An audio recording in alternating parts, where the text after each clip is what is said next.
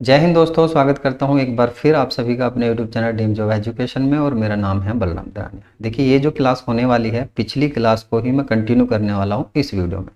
पिछली क्लास किसी कारणवश बीच में रह गई थी, तो इस क्लास को मैं उसी क्लास को यानी इस वीडियो में आगे कंटिन्यू करने वाला हूँ।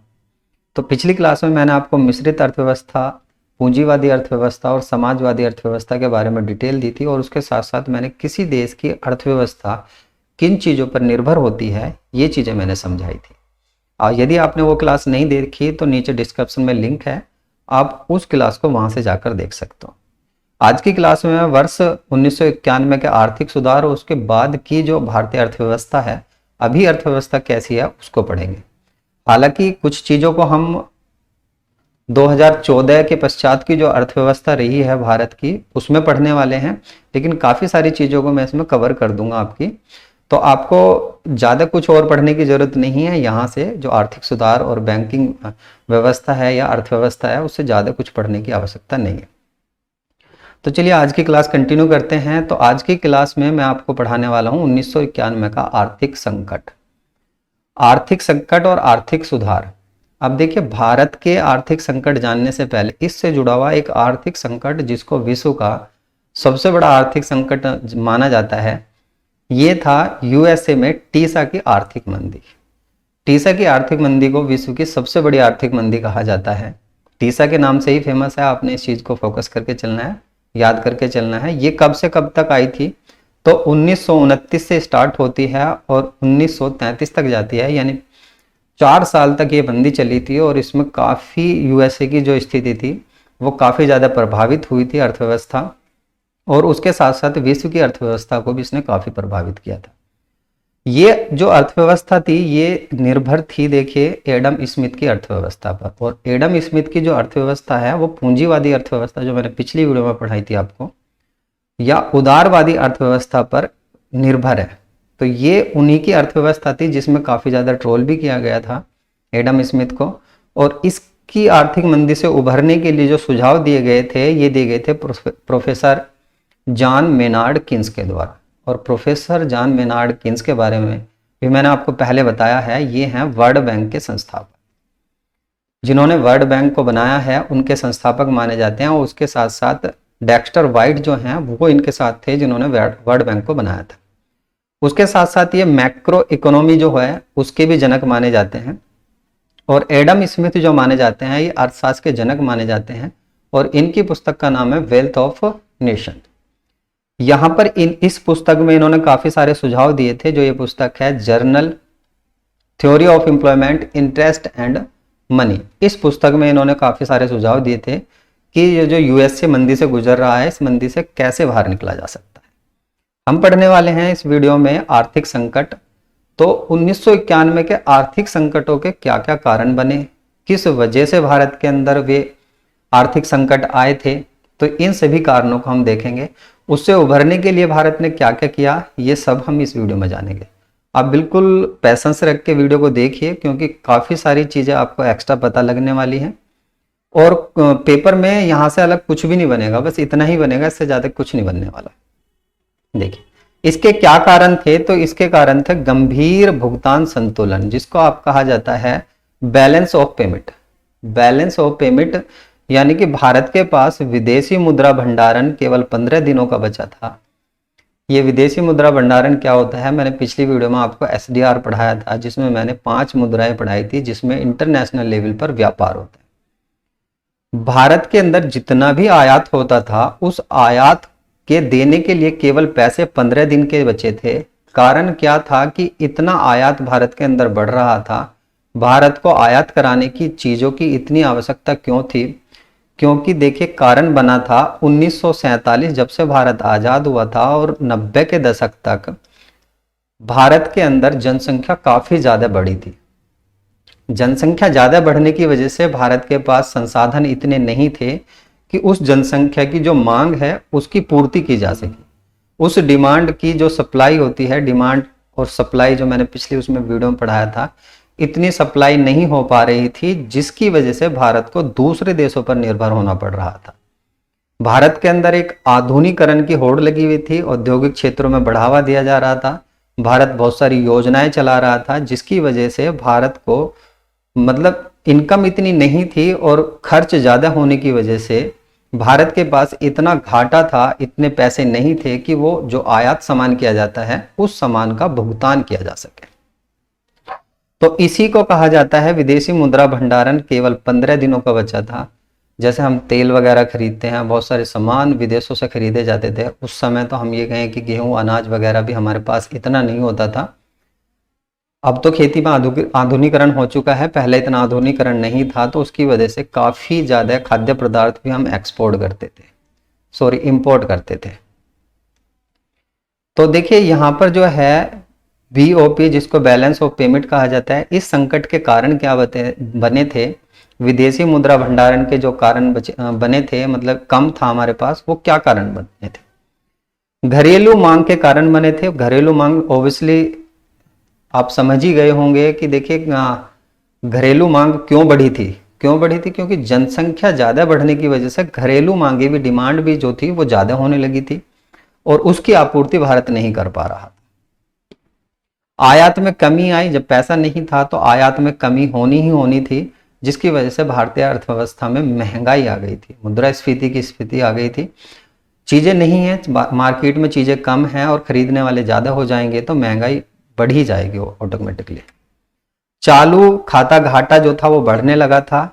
देखिए भारत के इतनी कमाई नहीं थी जितनी उसने योजनाएं वगैरह चला रखी थी। जो खाद्य पदार्थ हैं उनकी आपूर्ति करने के लिए काफ़ी सारी चीज़ों पर विदेशों पर डिपेंड होना पड़ रहा था। तो इसकी वजह से भी भारत के अंदर महंगाई और आर्थिक संकट आया था। विदेशी मुद्रा भंडारण में तेजी से गिरावट आई थी। भंडारण इतना नहीं था भारत के पास, यानी कि विदेशी कंपनियां भारत के अंदर नहीं आ रही थी, व्यापार करने नहीं आ रही थी और भारत का व्यापार भी विदेशों से नहीं हो रहा था, जिससे उसका विदेशी मुद्रा का जो भंडारण था वो कम था। वो क्या कारण बने हैं, किस वजह से नहीं कंपनियां भारत के अंदर व्यापार करने आ रही थी, तो उसको भी हम जानेंगे। आर्थिक सुधार को आप और अच्छे तरीके से जान सकते हो। देखिए कारक कहिए या कारण कहिए, कारण। भंडारण की गिरावट 2 सप्ताह का बचा था, ये मैंने आपको बता ही दिया। इतना आयात जो बिल था, जितना हम आयात करते थे उसके लिए पर्याप्त पैसा नहीं था हमारे पास। उसके साथ साथ देखिए मूल्य वृद्धि, मूल्य जो वृद्धि थी, मुद्रास्फीति, क्योंकि चीजें कम हैं, खरीदने वाले ज्यादा हैं, तो ऑटोमेटिकली मूल्य वृद्धि हो ही जाएगी। तो हमारे पास संसाधन कम थे और खरीदने वाले ज्यादा थे, तो इस वजह से मुद्रास्फीति जो थी वो 6.7% से बढ़कर 16.7 तक पहुंच गई थी, काफी ज्यादा बढ़ गई थी। अभी वर्तमान में इससे ज्यादा नहीं जाती, 7 तक ज्यादा होती है मुद्रास्फीति, इससे ऊपर नहीं जाती। राजकोषीय जो घाटा था देखिए वो बढ़कर इतना पहुंच गया था 36.4, 36.5 राजकोषीय घाटा। कमाई कम है, खर्च ज्यादा है और खर्च इतने ज्यादा थे कि कमाई के तकरीबन 36.5% ज्यादा खर्च हो रहे थे, तो इतना पहुंच गया था। अभी देखिए वर्तमान की बात करूं तो 5 से लेकर 7 तक ही रहता है राजकोषीय घाटा, इससे ज्यादा नहीं। पिछली बार तो 4 पॉइंट कुछ ही था। इराक संघर्ष रहा था। देखिए 1990 से 91 के बीच इराक युद्ध छिड़ा था, जिससे खाड़ी देशों में जो तेल का व्यापार होता था वो कहीं ना कहीं अवरुद्ध हुआ था और उसकी वजह से ही तेल की कीमतें बढ़ने लगी थी। एक देश तेल नहीं दे रहा और दूसरे देशों के पास तेल है, तो मार्केट में कहीं ना कहीं प्रोडक्ट की कमी आई है और जिस कमी की वजह से खरीदने वाले ज़्यादा हो गए, वो फिर वही बात आ जाती है, तो जिसकी वजह से कीमतें बढ़ गई थी। आगे बात करते हैं आर्थिक मंदी के लिए सुधार क्या किए गए थे, इन सुधारों को भारत ने कैसे किया और क्या क्या इसके लिए भारत ने नए नए नियम और कानून बनाए, तो इन सब चीज़ों को पढ़ लेते हैं।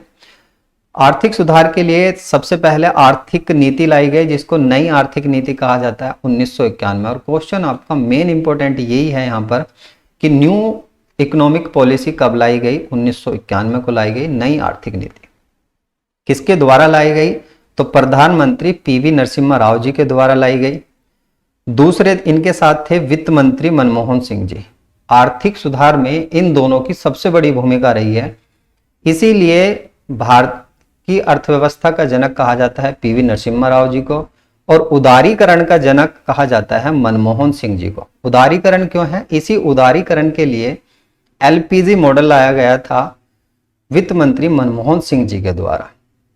एलपीजी मॉडल क्या है, तो ये नई आर्थिक नीति की शाखाओं के रूप में जान सकते हो आप इनको।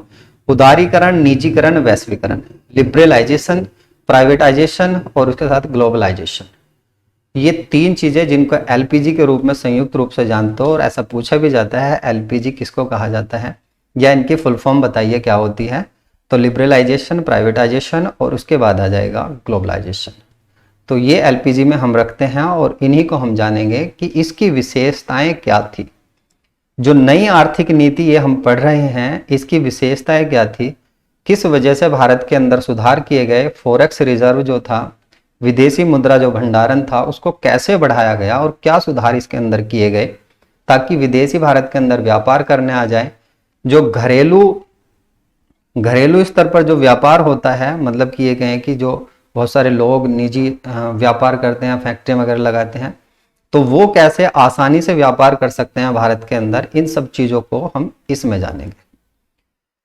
देखिए, विदेशी जो प्रौद्योगिकी है उसके साथ समझौते किए गए। विदेशी प्रौद्योगिकी के साथ बहुत सारी कंपनियां भारत के अंदर आई, वहाँ उन्हें छूट दी गई, काफ़ी सारी चीज़ों में 100% तक भी छूट दी गई।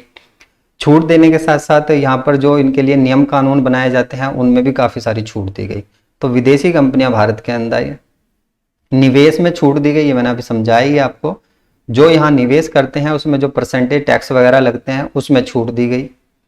औद्योगिक लाइसेंस में ढील दी गई, जो लाइसेंस के लिए काफ़ी ज़्यादा टफ कानून थे, काफ़ी जटिल प्रोसेस था, उस प्रोसेस को थोड़ा सा आसान बनाया गया, सरल बनाया गया। मुद्रास्फीति को विनियमित करने के लिए कदम उठाए गए। ये नॉर्मल है कि हमें कैसे अपनी मुद्रास्फीति, महंगाई को कम कर सकते हैं। लाइसेंस, ये परमिट है, परमिट, जो परमिट राज का उन्मूलन किया गया। परमिट जो थे, जिनको परमिट लेने के लिए आप व्यापार कर रहे हो तो उसके लिए परमिट लोगे, तो परमिट लेने के लिए जो नियम कानून थे उन नियम कानूनों में काफी ज्यादा ढील दी गई और उसके लिए बिल्कुल सरल कानून बनाए गए।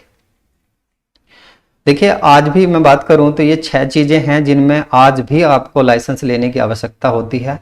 काफी सारे प्रोडक्ट ऐसे हैं जिनमें आपको लाइसेंस लेने की आवश्यकता नहीं होती। तो यही आपसे पूछा जाएगा 1991 के आर्थिक सुधार में निम्न में से किन जो वस्तुएं हैं उनके लिए लाइसेंस लेने की आवश्यकता होती है। तो सिगरेट यदि आप व्यापार करोगे, शराब, उसके साथ साथ औद्योगिक विस्फोट, उसके साथ साथ रक्षक उपकरण बनाने के लिए जो बंदूकें वगैरह बनती हैं, गोलियां वगैरह बनती हैं, खतरनाक रसायन, जो रासायन केमिकल वगैरह जो हमारे फैक्ट्री वगैरह में यूज होते हैं वे, और दवाई बनाने के लिए आपको लाइसेंस की आवश्यकता है और काफ़ी सारी चीज़ों में छूट दी गई है। तो 6 प्रोडक्ट ऐसे हैं जिन पर हमें क्या लाइसेंस लेने की आवश्यकता है 1991 में नई आर्थिक नीति के अनुसार, बाकी में हमें छूट दी गई है।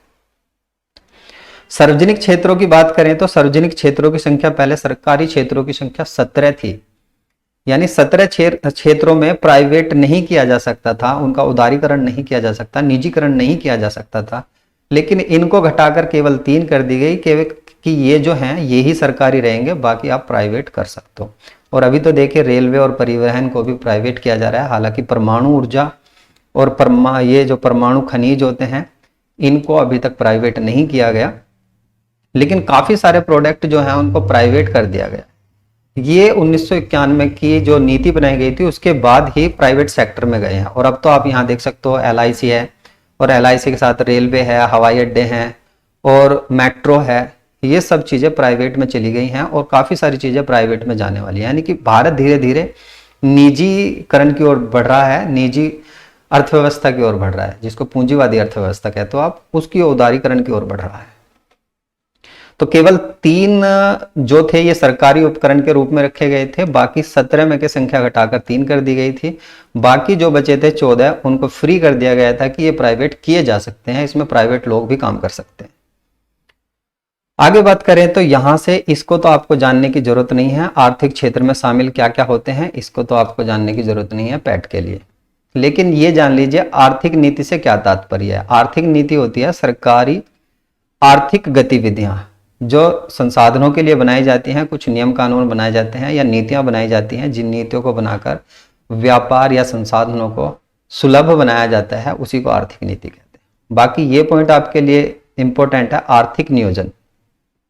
आर्थिक नियोजन जो रखा गया है वो रखा गया है समवर्ती सूची के अंदर। आर्थिक नियोजन, समवर्ती सूची, आर्थिक नियोजन को भी हम पढ़ लेंगे आगे। आगे पढ़ेंगे हम अब कुछ ऐसी चीजें आ जाएंगी आपकी जो आपके एग्जाम के लिए काफी ज्यादा इंपॉर्टेंट हैं, जिसमें मैं एफडीआई पढ़ाऊंगा, आपको डब्ल्यूटीओ पढ़ाऊंगा, काफी सारी चीजें मैं आपको पढ़ाऊंगा जो आपसे एग्जाम में पूछी जा सकती हैं। ये आर्थिक सुधारों से रिलेटेड ही हैं जो 1991 से लेकर 1900 अब तक बन रहे हैं उनके लिए। एफडीआई को जान लेते हैं। एफडीआई क्या होता है? इसको कहा जाता है फॉरेन डायरेक्ट इन्वेस्टमेंट, प्रत्यक्ष विदेशी निवेश। प्रत्यक्ष विदेशी निवेश भारत के अंदर दो तरह से आ सकता है। मान लीजिए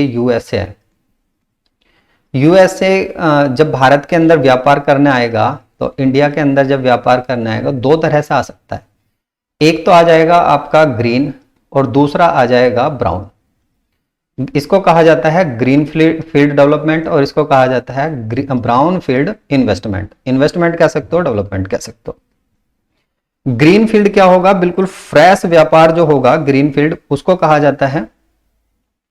देखिए ग्रीन फील्ड के अंदर हम किसको रखते हैं? एक कंपनी है जो बिल्कुल नई कंपनी आकर भारत के अंदर व्यापार करना स्टार्ट करती है। एक नई कंपनी जब भी कोई नया व्यापार भारत के अंदर स्टार्ट करेगी, कोई फैक्ट्री वगैरह लगाएगी, तो उसको कहेंगे ग्रीन फील्ड एफडीआई। और जब भी कोई नई कंपनी, नई कह दे या पुरानी कह दे, ऐसी कंपनी जो पहले से चल रही है, यहां पर मान लीजिए एक बी कंपनी है, बी कंपनी पहले से चल रही है और उसके अंदर इन्वेस्टमेंट करती है। ये विदेशी भी हो सकती है और भारतीय कंपनी भी हो सकती है। या तो भारतीय कंपनी के अंदर इन्वेस्टमेंट करेगी, पहले से चल रही कंपनी के अंदर इन्वेस्टमेंट करेगी, या विदेशी कंपनी के अंदर जो पहले से चल रही है उसके अंदर इन्वेस्टमेंट करेगी, तो उसको कहेंगे हम ब्राउन फील्ड इन्वेस्टमेंट। और ग्रीन फील्ड बिल्कुल नया इन्वेस्टमेंट होता है जब भी कोई नई फर्म आकर भारत के अंदर व्यापार करना स्टार्ट करती है। तो एफडीआई में ग्रीन फील्ड और ब्राउन फील्ड आपसे पूछा जा सकता है। उम्मीद करता हूं आप समझ गए होंगे। एफडीआई की बात करें, ये करंट का डाटा मैंने इसके अंदर रखा है, ये मैंने समझा ही दिया आपको। सर्वाधिक देखिए कहां से आया है 2021-22 में। 2021 और 22 में सबसे ज्यादा सिंगापुर और दूसरे नंबर पर एफडीआई भारत के अंदर आया है अमेरिका से। बाकी ये आपको याद करने की आवश्यकता नहीं है।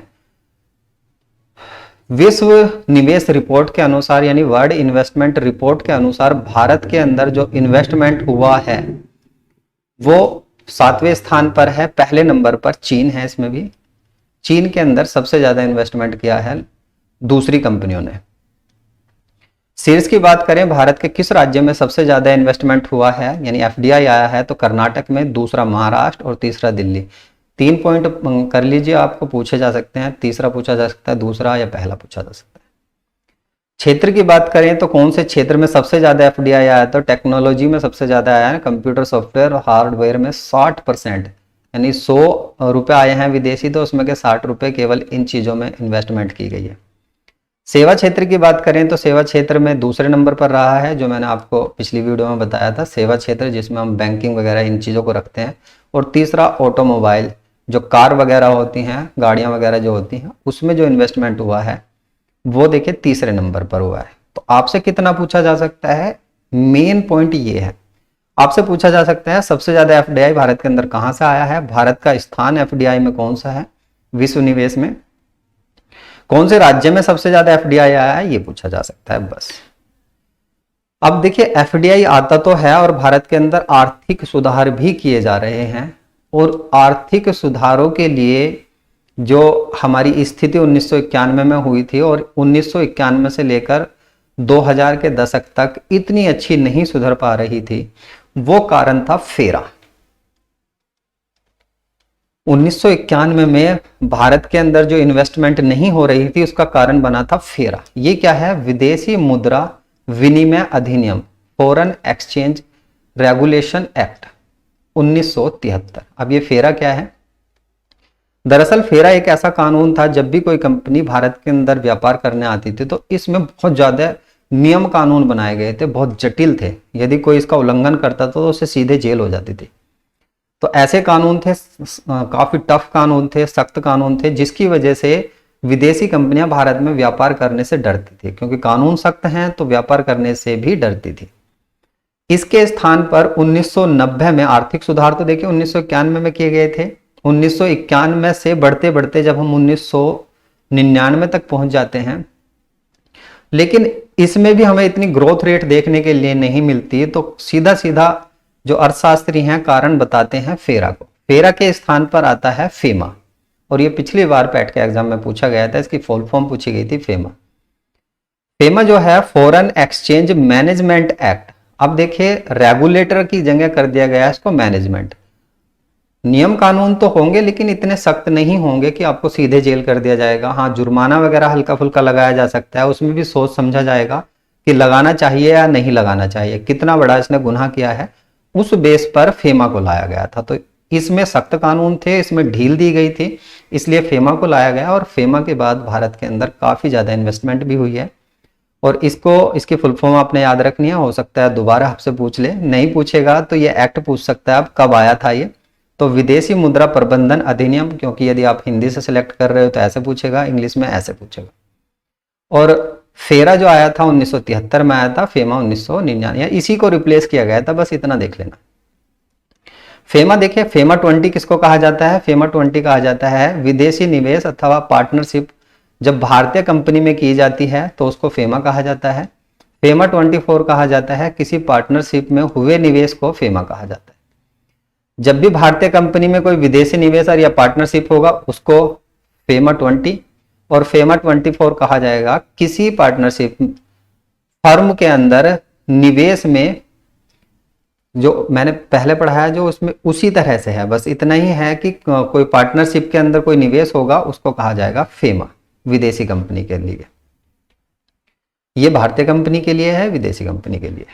फेमा के उद्देश्य क्या है?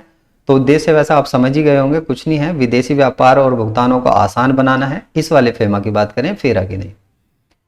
विदेशी मुद्रा बाजार का अनुसरण और संवर्धन करना, यानी सिंपल कानून बनाने, नियम बनाने, बस इतना ही है इसका। और कानून बनाकर रेगुलेट करना बाजार को कि कोई कंपनी कैसे आकर व्यापार कर रही है और किस हद तक व्यापार कर रही है, इसको इसमें रखा गया फेमा के अंदर। आगे बात करते हैं सेबी।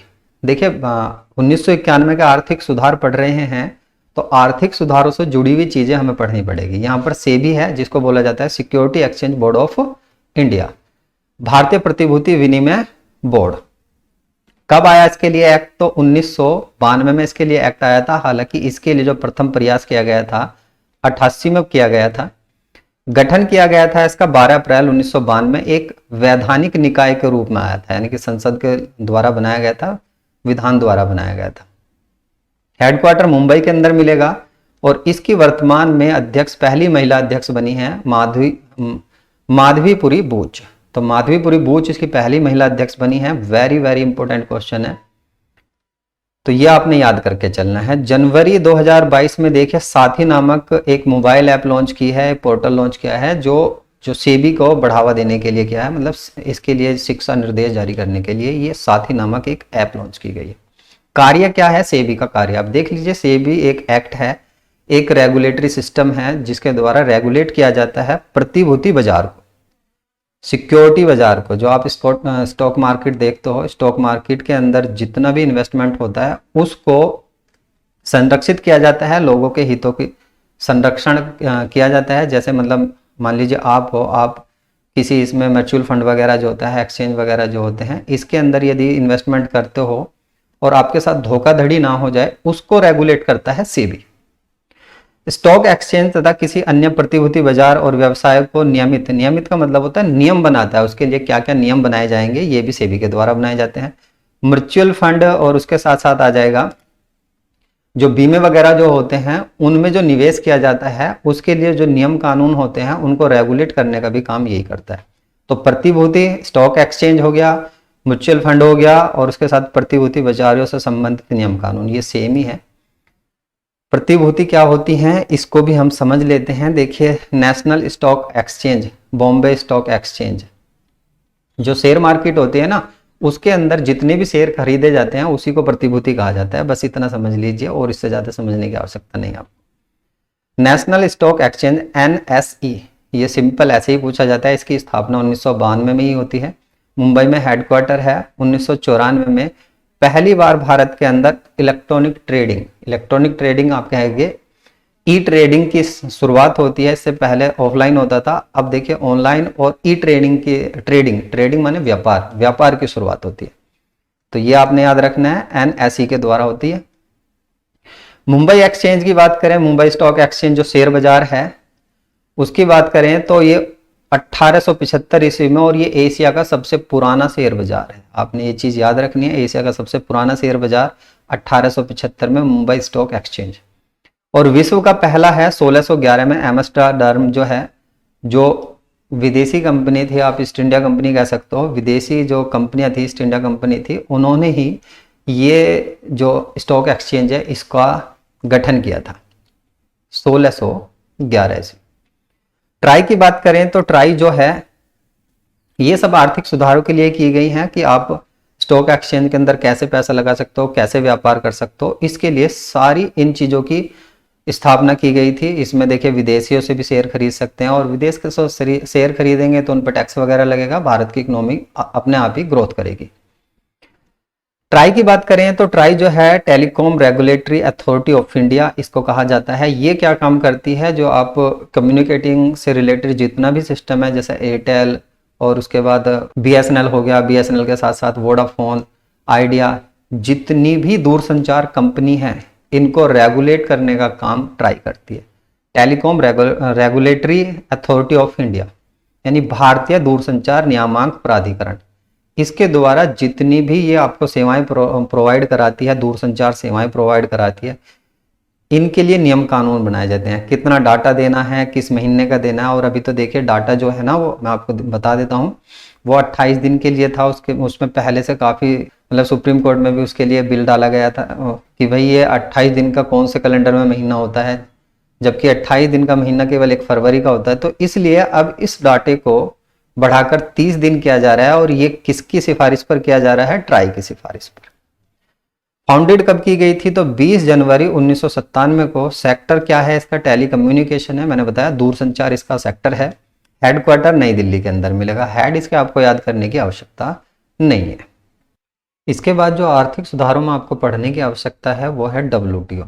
ये WTO पढ़ने की आवश्यकता क्यों है, क्योंकि विश्व स्तर पर जो व्यापार होता है उसको रेगुलेट करने के लिए जो भी इसके मेंबर होते हैं, 164 इसके वर्तमान में मेंबर हैं, इन सब के बीच ट्रेड कैसे होगा, व्यापार कैसे होगा, कितनी छूट दी जाएगी, या फ्री ट्रेड कर सकते हैं या नहीं कर सकते, इन सब को रेगुलेट करने का काम करती है वर्ल्ड ट्रेड ऑर्गेनाइजेशन यानी कि विश्व व्यापार संगठन। इसका हेडक्वार्टर आपको जेनेवा स्विट्जरलैंड के अंदर देखने के लिए मिलेगा।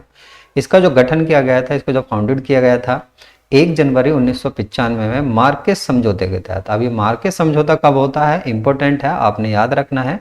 मार्केस समझौता होता है 1994 ईस्वी में। कहां पर, मोरक्को के अंदर ये एक मार्केस नामक जगह है, उसी में समझौता है। किसके लिए होता है, दरअसल ये गैट्स के लिए होता है।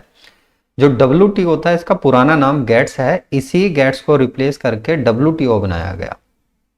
और गैट्स कब बनाया गया था, गैट्स बनाया गया था 1948 ईस्वी में। 1947 में देखिए इसको सिग्नेचर किए जाते हैं इस पर, और उसके बाद फिर इसका गठन होता है 1 जनवरी 1948 को। गैट्स को कहा जाता है general agreement of the tariffs and trade. इसके लिए है ये एग्रीमेंट, ये पहले माना जाता था कि व्यापार के लिए विश्व स्तर पर जो व्यापार करेंगे हम, वो इसी के थ्रू यानी इसको रेगुलेट करने का काम गैट्स करेगा। भारत इसका सदस्य 1947 में बन गया था गैट्स का, और 1995 में जब इसको गठन किया गया था तो फाउंडर मेंबर माना जाता है भारत भी WTO का। तो WTO के फाउंडर मेंबर में भी इसको जगह मिली हुई है, क्योंकि ये 1 जनवरी 1995 को ही इसका सदस्य बन गया था, और इसने भी इसमें भागीदारी निभाई थी, इसको गठन करने में, गैट्स का नाम परिवर्तित करने में भागीदारी निभाई थी भारत ने भी। इसके बाद हम जो पढ़ रहे हैं, मतलब जो अर्थव्यवस्था पढ़ रहे हैं 1991 के बाद की अर्थव्यवस्था, और क्या क्या चीज़ इसके अंदर हुई हैं, भारतीय अर्थव्यवस्था में क्या क्या बदलाव हुए हैं, वही सारी चीज़ें हम इसके अंदर पढ़ रहे हैं, वही सारा डाटा मैं आपको पढ़ा रहा हूँ। इंपॉर्टेंट डाटा है, काफ़ी मेहनत से मैंने इसको इकट्ठा किया है, तो उम्मीद करता हूँ कि आपको ये समझ में आ रहा होगा। हाँ, जरूर पेशेंस रखना, मैं अपनी वीडियो में ज़्यादातर इधर उधर की बातें नहीं करता, मैं सीधा सीधा कंटेंट लिख कर लेकर आता हूँ, ताकि आप कम समय में अच्छी तरीके से ज़्यादा डाटा दे सकूं और अच्छी पढ़ाई कर सकूं आप उस डाटा से। तो यहाँ हम जब बात करेंगे आर्थिक सुधारों में, तो राजकोषीय घाटे या नीति जो आती है 2004 में आती है। सीधा सीधा क्वेश्चन बनता है और बन भी चुका है एग्जाम के अंदर, राजकोषीय घाटा नीति कब आई है? तो ये आई है 2004 के अंदर।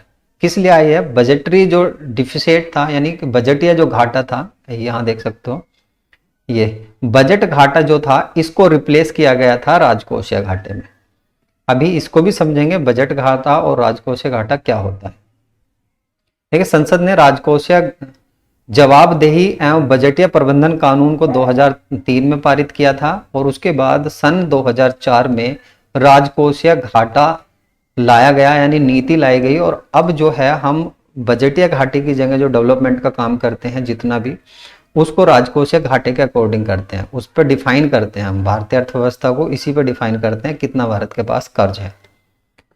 तो देखिए, राजकोषीय घाटा होता क्या है? सरकार की कुल आय और व्यय में अंतर राजकोषीय घाटा कहलाया जाता है। मान लीजिए भारत ने 100 रुपए कमाए हैं, 100 करोड़ रुपए उसकी इनकम हुई है सालाना, और उसके साथ साथ उसने 150 रुपए खर्च कर दिए, तो अब इन दोनों का जो अंतर है वो कहलाएगा 50 रुपए का। जो 50 रुपए जो खर्च हुए हैं एक्स्ट्रा, ये कहलाया जाएगा राजकोषीय घाटा। और ये कितना है? तो ये इनकम का 50% है तकरीबन, यानी कि आधा है इनकम का, आधा 50% है ये।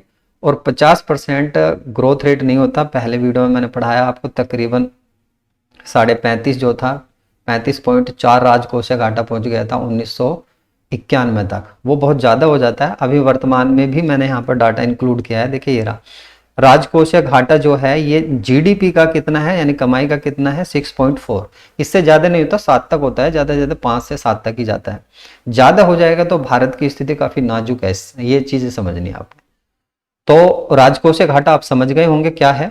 बजटीय घाटे की बात करें तो बजटरी डिफिसिट जो होता है, ये क्या होता है? ये तब होता है जब व्यय राजस्व से अधिक हो। जो व्यय, ये भी सिंपल ऐसे ही है, व्यय राजस्व होता है कुल कमाई, भारत की जितनी भी कुल कमाई है, जितनी भी भारत ने कमाई करी, चाहे विदेशों से चाहे अपने यहाँ से, उस कुल कमाई से ज्यादा व्यय होगा, उसको ही बजटीय घाटा कहा जाता है। प्रावधान क्या किए गए? देखिए, इस नीति में, ये जो मैं आपको पढ़ा रहा हूँ राजकोषीय नीति, जो मैं आपको ये पढ़ा रहा हूँ, इस नीति में क्या क्या प्रावधान किए गए कि हम जो हैं बजटीय घाटे को नहीं लाएंगे, हम राजकोषीय घाटों को लाएंगे। और राजकोषीय घाटे के तहत जो प्रावधान किए गए, जो नीतियां बनाई गई, वे क्या थी? इंपॉर्टेंट है आपके लिए, समझना जरूरी है। समझोगे तभी आप चीजों को आगे पढ़ पाओगे, समझ पाओगे, याद रख पाओगे। पूर्ति खुद की अर्थव्यवस्था से करनी है। जितनी भी हमें मतलब योजनाएं वगैरह जो चलाई हुई हैं, अभी बजट जो पेश किया गया है, देखिए अनुमानित बजट जो था 2022-23 का जो था, ये था ये इतना 39.45 लाख करोड़ रुपए ये बजट रखा गया। और कमाई देखिए, जरूरी नहीं कि इतनी हो जाए, भारत को इतनी कमाई होगी, इससे कम भी कमाई हो सकती है। तो यही है कि हमें जितनी भी हमारी कमाई है उसी के अकॉर्डिंग अपना बजट रखना है, उससे बाहर नहीं जाना। कर्ज लेकर हमने डेवलपमेंट का काम या इकोनॉमी को बढ़ाने का काम नहीं करना। टैक्स भागीदारी जो है, इसको बढ़ावा देना है। इसमें प्रत्येक व्यक्ति जो है वो टैक्स से जुड़ जाए। जैसे ही इनकम कोई करता है तो हर चीजों में टैक्स हो, टैक्स भागीदारी सभी की हो, ये नहीं कि किसी एक की, जो उद्योग कर रहे हैं, उद्योगपति हैं, वो ही टैक्स देंगे। तो टैक्स भागीदारी को बढ़ावा दिया गया, हर व्यक्ति टैक्स से जुड़ जाए, ये किया गया। सब्सिडी को कम किया गया, जितनी सब्सिडी, अब तो देखिए गैस पे जो सब्सिडी थी बहुत नाम मात्र की कर दी गई, और पिछली बार तो कुछ कम भी कर दी गई थी, खत्म सी ही कर दी गई थी। सब्सिडियों को खत्म किया गया, योजनाओं को कम किया गया। जो जरूरी योजनाएं नहीं थी 2004 के बाद, उन योजनाओं को बंद कर दिया गया, क्योंकि उनमें पैसे की इन्वेस्टमेंट थी और बिना वजह ही उनकी जिन योजनाओं की आवश्यकता नहीं थी, उन योजनाओं को नहीं चलाया गया, उनको बंद कर दिया गया था। राजकोषीय घाटा नीति 2004 के तहत, ये मैं पढ़ा रहा हूं आपको, रोजगार को प्रोत्साहन दिया गया, यानी भारत के अंदर जो भी रोजगार हैं उनको प्रोत्साहन देने के लिए कार्य किए गए। यही थी राजकोषीय नीति 2004। तो राजकोषीय प्रबंधन की बात करें तो पिछले साल का जो बजट रहा था वो रहा था 34.83 लाख करोड़ अनुमानित बजट था, और संशोधित बजट जो था ये था इतना तो इसको आप पढ़ने की जरूरत नहीं है। इस बार का बजट बस ये डिजिट याद रखना, ये है 39.45 लाख करोड़ रुपए 2022 और 23 का। इतना बजट रखा है, ये विभिन्न चीजों में खर्च किया जाएगा। राजकोषीय घाटे की बात करें तो 6.4% है, और पिछले साल का आपसे नहीं पूछा जाएगा। राजस्व घाटा जो 2022-23 का रखा गया है, राजस्व और राजकोषीय दोनों अलग अलग है, ये रखा गया है 3.8%। तो इंपॉर्टेंट है, इसको आप याद करके चलेंगे और इसको याद करेंगे। इसको देख लीजिए आप, हो सकता है पूछ लिया जाए, नहीं तो नहीं। 4 पॉइंट आपने याद करने हैं बस इसमें। तो इन 4 पॉइंट से अलावा आपको कुछ भी याद नहीं करना बजट से। बजट में राजकोषीय घाटा, राजस्व घाटा पिछले साल का और इस साल का, और उसके साथ बजट कितना दिया गया है ये। बाकी और काफी सारी चीजें हैं, अनुमानित बजट, जैसे कृषि पर कितना बजट आया, स्वास्थ्य पर कितना आया, वो भी डिजिट रूप में ही पूछा जाएगा, इससे ज्यादा आपसे नहीं पूछा जा सकता। आगे बात करते हैं तो एनपीसीआई की शुरुआत होती है, यानी national payment corporation of India की शुरुआत होती है 2007 में। इसको बनाया जाता है और किसके द्वारा इसको रेगुलेट किया जाता है, तो भारतीय रिजर्व बैंक और उसके साथ साथ भारतीय बैंक संघ के द्वारा, IBA के द्वारा इसको रेगुलेट किया जाता है। तो एनपीसीआई क्या है? एनपीसीआई जो है, जो इलेक्ट्रॉनिक भुगतान होता है, जैसा आप ऐप वगैरह से करते हो, फोन पे, गूगल पे, पेटीएम, इनसे जो भुगतान करते हो, इन सब को रेगुलेट करने का जो काम करती है वो एनपीसीआई करती है। इसी की अथॉरिटी पर, इसी के अंडर में सारी ऐप काम करती है। तो ये देखिए, कंपनी अधिनियम आपसे पूछा जा सकता है। कंपनी अधिनियम 1956 ईस्वी का, इसकी धारा 25 में रखा गया है। और अब जो है, जो कंपनी अधिनियम अब फेमस हो रहा है, तो ये एग्जाम में पूछा जा रहा है, कंपनी अधिनियम 2013। इसी कंपनी अधिनियम को रिप्लेस करके इसको लाया गया। तो कंपनी अधिनियम में अब नए प्रावधान आ चुके हैं, और ये एक गैर लाभकारी कंपनी है एनपीसीआई। लाभ नहीं कमाती, बस इतना समझ लेना, और कुछ नहीं है, बस इतना जानने की जरूरत भी नहीं है इसकी। जिसका उद्देश्य भारत में संपूर्ण बैंकिंग प्रणाली, जितनी भी बैंकिंग प्रणाली है, जो डिजिटल लेन देन के लिए भौतिक और इलेक्ट्रॉनिक भुगतान हेतु बुनियादी ढांचा, इलेक्ट्रॉनिक भुगतान वही आप जो गूगल पे, फोन पे वगैरह इनसे करते हो, या पेटीएम वगैरह से करते हो, बैंकिंग प्रणाली जो नेट बैंकिंग वगैरह करते हो, उसको एनपीसीआई रेगुलेट करती है। इंपॉर्टेंट है, आपसे पूछा जा सकता है, फोन पे, ये जो डिजिटल ऐप होती हैं जिनसे डिजिटल पेमेंट करते हो, उसको रेगुलेट कौन करता है, तो एनपीसीआई। इसको बनाया कब गया था, तो 2007 में इसको बनाया गया था। एनपीसीआई को रेगुलेट कौन करता है, आरबीआई। और जो डिजिटल ऐप हैं जो भुगतान पेमेंट करती हैं, उनको रेगुलेट कौन करता है, तो एनपीसीआई। यूपीआई, देखिए यूपीआई क्या है, इसी के साथ पढ़ लीजिए, क्योंकि यूपीआई के द्वारा क्या है, यूनिफाइड पेमेंट इंटरफेस, इसकी फुल फॉर्म हो जाएगी एकीकरण भुगतान इंटरफेस। 2016 में इसकी स्थापना की गई थी। भारतीय राष्ट्रीय भुगतान निगम एनपीसीआई, तो यूपीआई को रेगुलेट करता है एनपीसीआई, जो मैं अभी आपको बता रहा था, जितनी भी ये डिजिटल पेमेंट ऐप हैं, इन सबको रेगुलेट करने का काम करती है राष्ट्रीय भुगतान निगम के द्वारा। वे कौन कौन सी ऐप हैं, फोन पे, पेटीएम, गूगल पे और भीम ऐप, इन सबको रेगुलेट करती है। और ये सब किसके अंडर आती हैं, यूपीआई के अंडर आती हैं, यानी कि यूनिफाइड पेमेंट इंटरफेस के अंदर आ जाती है। आगे बात करें तो यूआईडीएआई, ये पढ़ने की जरूरत है। क्यों पढ़ने की जरूरत है, क्योंकि इसके द्वारा आप जो है, जो भुगतान प्रणाली है, जिसमें आप आधार से पेमेंट निकाल सकते हो, अपना अंगूठा लगाकर या आधार संख्या भरकर आप पेमेंट, बैंक से पेमेंट निकाल सकते हो। तो ये इसके लिए इंपॉर्टेंट है, अर्थव्यवस्था में इसने भी काफी बड़ी भूमिका निभाई है। इसकी फुल फॉर्म पूछी जाती है एग्जाम के अंदर, unique identification authority of India, यानी भारतीय विशिष्ट पहचान प्राधिकरण। इसके द्वारा ही आधार कार्ड बनाए जाते हैं, और इसकी स्थापना की जाती है जनवरी 2009 में। किसके द्वारा की जाती है, इंपॉर्टेंट है, इलेक्ट्रॉनिक सूचना एवं प्रौद्योगिकी मंत्रालय। यूडीआई किसके अंडर काम करता है, इलेक्ट्रॉनिक एवं सूचना प्रौद्योगिकी मंत्रालय। आधार अधिनियम, देखिए यूआईडीएआई की स्थापना अलग है, और आधार के लिए जो अधिनियम आया था वो चीज अलग है। आधार अधिनियम जो आया था, ये आया था 2016 में, और यूआईडीएआई जो है, इसको एक्ट के थ्रू बनाया गया, यानी आधार को इसके थ्रू बनाया गया। ये बनाया गया था 12 जुलाई 2016 को। 12 अंक के विशिष्ट पहचान पत्र होता है, जो आधार कार्ड होता है वो 12 अंकों का होता है, ये चीज आपने याद रखनी है। भुगतान प्रणाली जिसको AEPS बोलते हो, आधार अनेबल पेमेंट सिस्टम को लागू किया गया था इसके द्वारा, आधार अधिनियम के द्वारा। तो ये चीज आपने याद रखनी है, बस इसमें इतना ही है और आपको ज्यादा जानने की आवश्यकता नहीं है। इसकी फुल फॉर्म जान लीजिए, इसका गठन कब होता है, किसके द्वारा इसको रेगुलेट किया जाता है, आधार अधिनियम कब आता है, ये चीजें बस। आगे आ जाएगा BBB यानी कि बैंक बोर्ड ब्यूरो। ये क्यों जानने की जरूरत है, क्योंकि इसको जानने बगैर आप ये नहीं समझ पाओगे कि चेयरमैन और MD, पहले केवल चेयरमैन होता था, जो बैंक होते थे उसके अंदर केवल चेयरमैन होता था, लेकिन अभी जो है अभी आपको देखने के लिए मिल सकते हैं MD भी इसके अंदर। इसका गठन किया गया था 28 फरवरी 2016 को PK नायक समिति की सिफारिश पर किया गया था। कार्य करना इसने 2016 से ही स्टार्ट किया, अप्रैल महीने से। 1 अप्रैल से जैसे ही बैंक का वित्तीय वर्ष स्टार्ट होता है तो इसने काम करना स्टार्ट कर दिया, बैंक बोर्ड ब्यूरो ने। बैंक बोर्ड ब्यूरो का मुख्यालय मुंबई के अंदर देखने के लिए मिलेगा।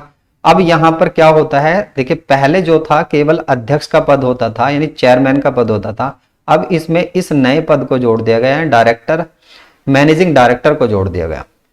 अब इसमें MD का पद भी आपको देखने के लिए मिलेगा। और ये कब से स्टार्ट हुआ है, तो ये स्टार्ट हुआ है 2016 से। उसके बाद PPP मॉडल, ये क्या है PPP मॉडल, ये दरअसल पब्लिक प्राइवेट पार्टनरशिप है। ये दरअसल आपको 1991 के बाद से ही देखने के लिए मिला है। सार्वजनिक निजी भागीदारी, सार्वजनिक निजी भागीदारी आपको कहां कहां देखने के लिए मिल रही है, तो आपने इससे पहले देखिए ये देखा है, ये जो था आपका फोन पे, गूगल पे और ये आपका पेटीएम वगैरह जो है, इन पे को देखा। इन सब में भी प्राइवेट सेक्टर में बैंकिंग स्टार्ट की गई है।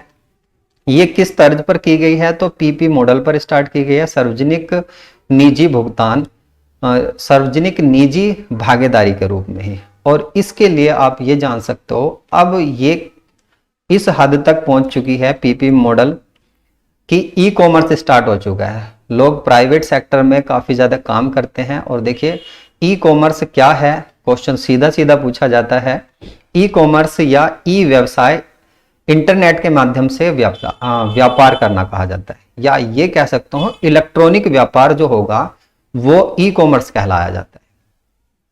इसकी सबसे पहले जो शुरुआत की गई थी, इलेक्ट्रॉनिक शॉपिंग की जो शुरुआत की गई थी, ये की गई थी 1979 को माइकल एल्ड्रिच के द्वारा। माइकल एल्ड्रिच ने स्टार्ट किया था इसको। और मैं आपको ये PPP मॉडल क्यों पढ़ा रहा हूं, PPP ये मॉडल क्यों पढ़ा रहा हूं, क्योंकि आप देखते हो ये जो E-कॉमर्स कंपनी है, अमेजोन, फ्लिपकार्ट, मंत्रा, स्नैपडील और मीशो, ये बहुत सारी कंपनियां हैं जिसमें क्या होता है कि एक कंपनी ने एक प्लेटफॉर्म तैयार किया है और उसके साथ साथ यहाँ पर बेचने वाले और खरीदने वाले बहुत सारे लोग हैं। अमेजोन पर यदि आपके पास कोई प्रोडक्ट है तो आप खुद भी बेच सकते हो, यानी कि ये क्या हो जाएगा, पब्लिक प्राइवेट पार्टनरशिप हो जाएगी। खुद भी बेच सकते हो और आपने कोई सामान खरीदना है तो खरीदने के लिए तो ये प्लेटफॉर्म है ही है, लेकिन बेच भी कोई भी व्यक्ति अपना प्रोडक्ट इस पर बेच सकता है। बस कमीशन बेस होता है और कुछ भी नहीं होता है।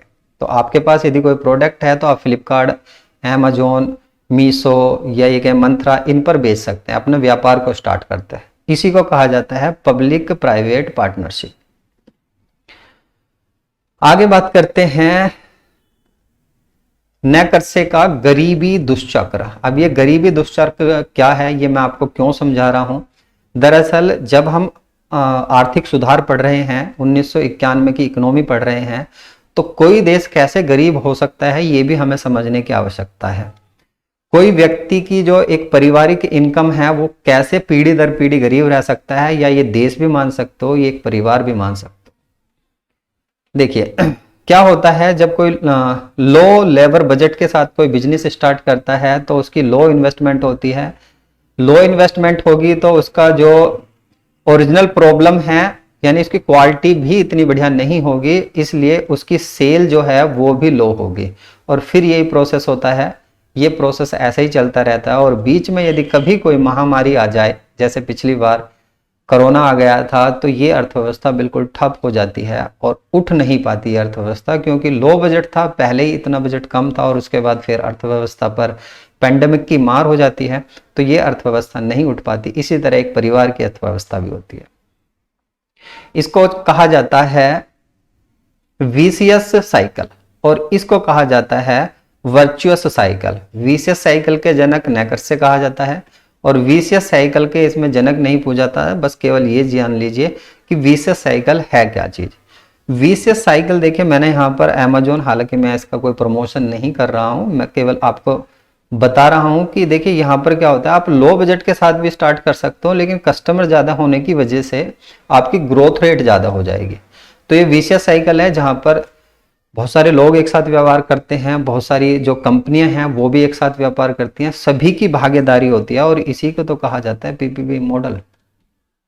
बस ये चीज समझ लीजिए, और कुछ भी नहीं है इसमें, ज्यादा आपको समझने की जरूरत नहीं है। वीसीएस मॉडल और उसके बाद हो गया वर्चुअस मॉडल, ये दो चीज समझनी है। ये नैकर्से का गरीबी दुष्चक्र है, जिसमें कोई राष्ट्र कैसे गरीब होता चला जाता है, क्योंकि उसके पास इतनी इनकम नहीं है, और इतनी इनकम नहीं है तो वो इन्वेस्टमेंट भी इतनी नहीं करेगा।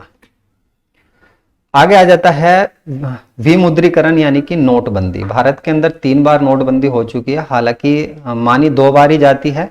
ये जो पहला प्रयास हुआ था 1946 ईस्वी में हुआ था, जिसमें ये थे आपके 1000 के नोट, और जी 10,000 के जो नोट थे उनको बंद कर दिया गया था सीडी देशमुख जो गवर्नर थे आरबीआई के, उनके द्वारा। तो पहला प्रयास किया गया था 1946 में, और दूसरा जो प्रयास किया गया था, ये प्रयास किया गया था 16 जनवरी 1978 ईस्वी में मोरारजी देसाई ने। इन्होंने 500, 1000 और 5000 के इनके नोटों को बंद कर दिया था। तो दूसरा प्रयास, ये डेट याद रखनी है बस, और यही पूछेगा। और तीसरा जो प्रयास है, ये अभी तक एग्जामों में भी पूछा जा रहा है, नोटबंदी कब की गई थी, तो नोटबंदी 8 नवंबर 2016 को की गई थी। मुद्रा विमुद्रीकरण कहेंगे, या विमुद्रीकरण का मतलब ऐसा समझ सकते हो, वैसे तो इसका इकोनॉमी में अलग मतलब होता है, लेकिन यहाँ यदि बात करें कि हमने अपनी स्वेच्छा से मुद्रा को बंद कर दिया, और सबसे पहले इसकी शुरुआत होती है यूएसए में। यूएसए में 1873 में सबसे पहले मुद्रा को बंद किया जाता है, कुछ नोटों को, कुछ सिक्कों को बंद कर दिया जाता है, और बंद करने के बाद नए सिक्के जारी किए जाते हैं। तो भारत के अंदर सबसे पहली जो होता है, पहला प्रयास जो होता है 1940, 1978 और 2016 में अभी नोटबंदी की गई थी, जिसमें 500 और 1000 के नोटों को बंद कर दिया गया था। इसके बाद आ जाएगी नई विदेशी व्यापार नीति। अब नई विदेशी व्यापार नीति कब से स्टार्ट होती है? 2021 से। हालांकि सबसे पहले 1 अप्रैल 2015 से 2020 तक स्टार्ट होती है नई व्यापार नीति, जिसको 5 वर्ष के लिए लागू किया गया था। अब इसको एक्सटेंड कर दिया गया है 2021 से लेकर 2026 तक के लिए।